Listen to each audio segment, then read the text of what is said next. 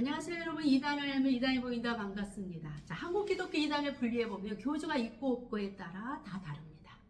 이단이라고 해서 다 교주가 있지 않습니다. 자, 이단은 교리적으로 정통에 발할 때 이단이라는 포괄적인 개념을 쓰지, 교주가 있는 이단도 있고 교주가 없는 이단도 있습니다. 보통 교주가 있는 이단은 우리는 이단이라고 하지 않고 사이비라는 이름을 붙이죠. 사이비 교주, 종교 사기 집단. 자, 그 이유는 교주가 있는 집단은 종교를 빙자하여 반사회성을 띠니까요. 윤리적으로나 도덕적으로 건전하지 못하기 때문에 그렇습니다. 자, 그렇다면 한국에서 자생한 이단들은 교주형 이단인가 교주가 없는 이단인가? 교주가 있는 이단이 대부분입니다. 그 교주들을 우리는 사이비 교주 이렇게 말하죠. 자, 제가 앞전에 소개한 대부분의 이단은 교주형 이단입니다. 자, 우리나라의 거대한 양대 산맥, 전도관의 박대성과 통일교의 문선명이 스승 김배문에 의해서 탄생했죠. 자, 왜 이들이 우리나라의 양대 산맥인가? 자, 이후 등장한 대부분의 한국 이단은 박태선의 내가 하나님이다. 자, 문선명의 예수가 실패한 사명 내가 완성했다. 이 둘 중 하나 혹은 둘 다를 짜깁기 한 것이기 때문에 그렇습니다. 그래서 흔히 이렇게 말하죠. 한국 이단은 박태선의 피를 받고 문선명의 머리를 썼다. 박태선은 하나님을 대신할 인간을 만들었고 문선명은 예수를 대체할 메시아를 만들었다. 자, 오늘 이 단계에 보는 신천지 뿌리를 추적해 볼 것인데요. 그 정점에 누가 있냐? 전도관의 박태선이 있습니다. 자, 박태선은 스스로를 감람나무 동방의 의인 이긴 자, 말기에는 내가 하나님이다 이 수준까지 격상합니다. 1980년대에는 자신을 감람나무 이긴 자가 아니라 내가 이제 하나님이다. 자신이 하나님이라고 선포하면서 전도관의 이름을 천부교로 바꾸죠.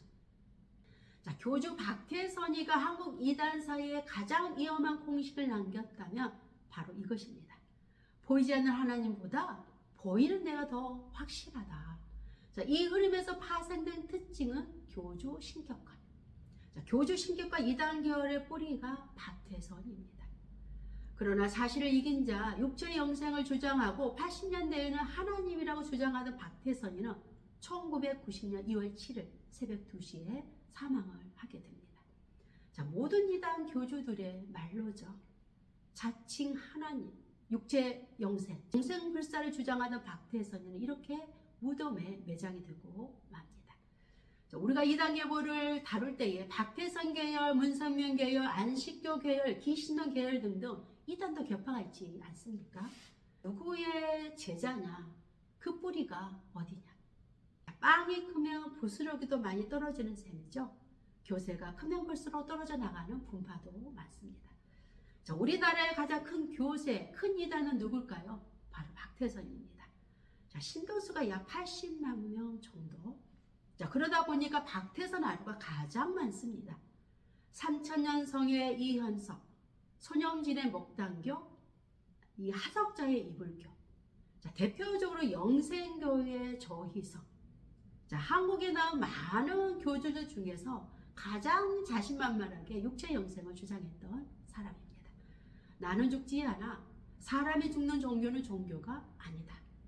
자, 그러나 그 저희성도 2004년 6월 19일에 감옥에서 심장마비로 사망을 하게 됩니다. 영생한다던 그분이 사망. 자, 이런 기사가 그 당시 신문을 장식했죠. 자, 그 다음에 에덴성회의 이영수, 자, 이만희 교주와 전도한 동기입니다. 자, 여기도 자칭 감람나무 이긴 자 다른 보혜사, 그리고 12지파 형성 등 신천지의 교리와 똑같습니다. 자, 이영수도 성공한 교주의 한 사람인데요. 자, 춘천 가는 가평 가도를 달리다 보면 오른쪽에 빨간색 건물들이 보이는데요. 다 이영수의 에덴 성회입니다. 밤에 보면 그 야경이 장관이라고 합니다. 자, 그 다음에 김종규의 호생기도원. 자, 여기서 신천지의 실상교리 핵심 인물이 탄생하죠. 바로 유재열이라는 인물입니다.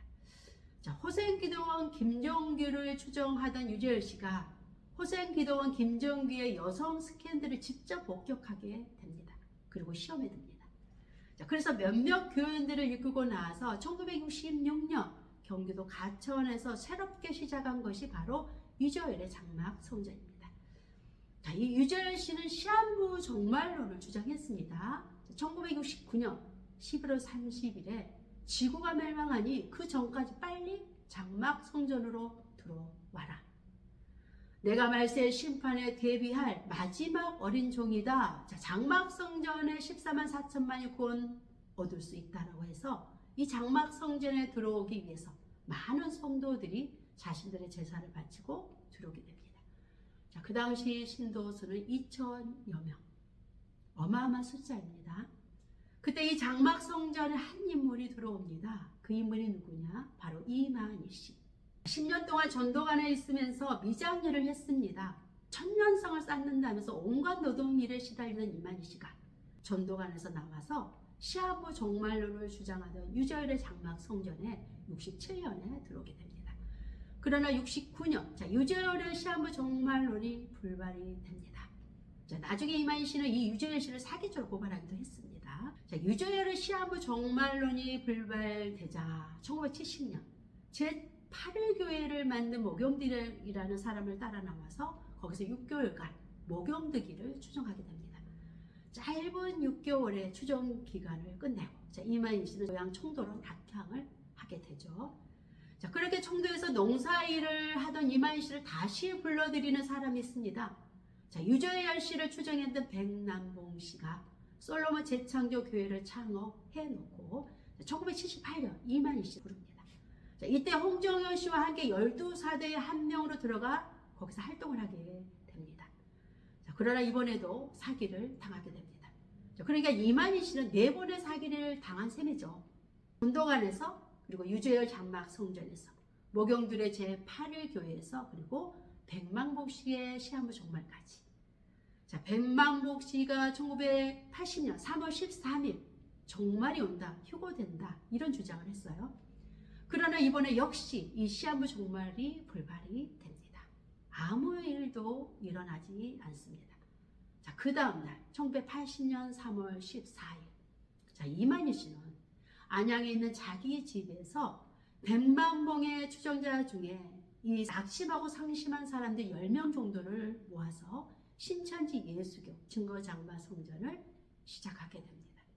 자, 물론 이만희 씨는 1984년 3월 14일에 공식적으로 신천지 예수교 증거장막 성전을 시작합니다만 자, 처음 시작할 때만 해도 10명 정도의 이 소규모 이단에서 시작해서 현재 신도수가 20만 명 정도 자, 거대한 이단으로 거듭나게 됩니다. 그러니까 박태선 아류 중에서 제일 크죠. 제일 성공한 교주가 누구냐? 바로 신천지 이만희 교주입니다. 자, 신천지가 왜 이렇게 한국 사회의 거대한 이단으로 거듭나게 되었을까요? 자, 그것은 시대별 포교 전략. 90년대 그리고 2000년대, 2010년대에 시대를 달리하여 사람들에게 입질할 수 있는 시대별 포교 전략을 세웠기 때문이죠. 자, 이단은 진리를 찾는 것이 아니거든요. 그러니까 사람을 붙잡은 방법을 연구하다 보니까 그러니까 단순 전도가 아니라 자신들의 정체를 숨기면서 친두 전략을 세우기 때문에 그들의 포교 전략에 넘어가는 겁니다. 또 하나, 자, 신천지가 한국 사회의 거대한 이단이 될 수밖에 없는 이유, 바로 그들의 독특한 교리 때문입니다. 신천지의 교리를 추적해 보면 김백문부터 박태선, 그리고 박태선의 아류 중에 유저열, 목영드, 그리고 백만복, 즉 전도관, 유재 장막성전, 제8일교회, 제창조교회 이런 데를 거치면서 거기서 가르친 교리들을 습득해서 이것을 혼합했는데요. 특별히 통일교 강사 출신 김건남, 김병희가 통일교 아루, 진지란 밑에 있다가 85년에 신천지에 들어와서 신탁, 계시로 진상이라는 2권의 책을 씁니다. 자, 계시로 진상은 이만희 저자로, 신탁은 김건남, 김병희 저자로. 자, 이 2권의 책이 신천지 교리의 초석을 놓았다 이렇게 보시면 될 것 같습니다. 신천지 교리의 빼내가 된 게 바로 계시로 진상과 신탁인데 자, 그러니까 통일교 출신이 이 김검란, 김병희를 통해서 통일교 교류가 들어오고 그 통일교 아루 출신의 진지인하의 성령교회 교리가 들어왔다. 이것이 이만희 교주가 전도관 계통의 이단들을 전전하면서 습득한 교리와 결과적으로 통일교 교리와 박태선의 교리가 혼합되는, 그래서 아주 특이하고 독특한 교리가 만들어졌다는 거죠. 그러니까 이만희 씨 본인은 정작 교리를 체계적으로 정리하거나 짜깁기 할 만한 학문적 능력이 부족했다는 말입니다. 이단들의 교리를 경험적으로 습득했을 뿐 이를 체계적으로 정리하여 책으로 엮어낼 능력이 부족했습니다. 이 부족함을 채워준 것이 바로 통일교 출신인 엘리트 강사 김병희, 김건란입니다. 자, 이단 계보 결론입니다. 자, 오늘날 신천지 교리는 이만희 씨가 6천년 만에 하늘로부터 받는 새 계시가 아니라 사실은 여러 사이비 이단을 전전하면서 선배 교주들에게 듣고 배운 것을 모방하고 도용해서 짜깁기해서 만든 혼합된 교리라는 것, 재조합된 결과물입니다. 여러 이단의 교리들이 혼합되었기 때문에 신천지의 교리는 다른 어떤 이단들보다 중독성과 미혹성이 훨씬 강할 수밖에 없습니다. 그러므로 이만희 교주는 이 시대의 구원자가 아니라 이전의 수많은 교주 중에 하나고, 신천지는 이전에 여러 사이비 종교 집단의 아루나 분파에 불과하다는 것. 여러분, 이단은 결코 사라지지 않습니다. 진화합니다. 자, 지금도 신천지 아루들이 또 다른 이단을 창업하고 있지 않습니까? 그리고 이만희 사후를 기다리면서 또 다른 이단을 창업하기 위해 준비 중인 사람도 많습니다. 우리가 이단을 이길 수 있는 것은 그래서 딱 하나입니다. 우리가 이단을 이길 수 있는 길은 감정이 아니라 분별하는 것입니다. 지피적이면 백전백승, 상대를 알아야 이길 수 있습니다. 그들의 모방된 역사, 여러분 다음 시간에 주목해 주세요.